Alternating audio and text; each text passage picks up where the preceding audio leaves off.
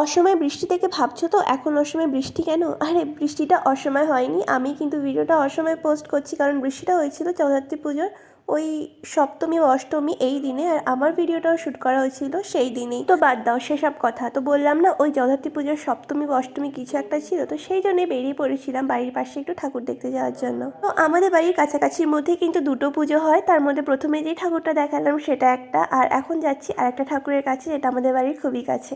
আর আমার গলার অবস্থা শুনে বুঝতেই পারছো ঠিক কী পরিমাণ ঠান্ডা লেগেছে, তাই জন্য কিন্তু ভিডিওগুলো এডিট করে আর দেওয়া হয়নি, কিন্তু এখন অনেকটা বেটার তাই ভিডিওটা পোস্ট করতে পারছে। বাড়ির পাশে যে ঠাকুরটা হয় সেটাই এই ঠাকুরটা, দেখো মাকে ঠিক কতটা সুন্দর লাগছে। বাড়ির পাশে বলতে কিন্তু খুব একটা পাশে তাও না, একটু দূরে। আর ওইদিকে ঢাক বাজছিল, মায়ের আরতি হচ্ছিল, সেই ঢাকের তালে কিন্তু এই পুচকিগুলো নাচ করছিল। দেখো কি মিষ্টি, ধরেই মনে হচ্ছে চটকে দিই।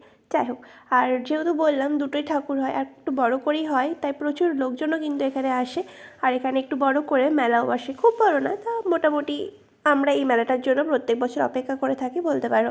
দেখতেই তো পেলে বিকেলে হয়েছিল বৃষ্টি, সেই জন্য মেলার কিন্তু ঠিক এরকম অবস্থা হয়েছিল। এইভাবেই স্ট্রাগল করে মেলাটা আমাদের দেখতে হয়েছে। আর এখন জানো তো মেলায় আসলে ঠিক কিছুই কিনতে ইচ্ছা করে না।